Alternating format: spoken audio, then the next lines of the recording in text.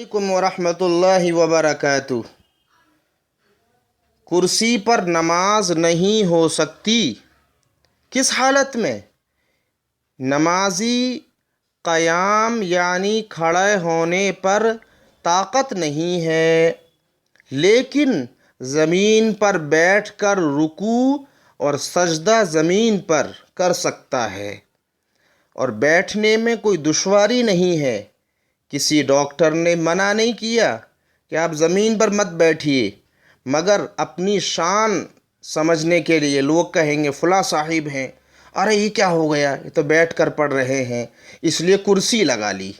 تو یاد رکھو، ایسے لوگوں کی اس حالت میں، اس کنڈیشن میں کہ زمین پر بیٹھ سکتا ہے اور زمین کے اوپر سجدہ کر سکتا ہے بیٹھ کر، کرسی پر بیٹھ رہے ہیں، نماز نہیں ہوگی۔ اور جن لوگوں نے پڑھی ہے وہ دوہرا لیں، کیوں؟ اس لیے کہ سجدہ کرنا تو فرض ہے۔ آپ صلی اللہ علیہ وسلم نے فرمایا کہ نماز میں سب سے اہم سجدہ ہے، وہ اللہ کے قریب ہے، اور ہم لوگ سجدہ نہیں کرتے۔ تو ایک حالت یہ ہے۔ اللہ تعالیٰ عمل کی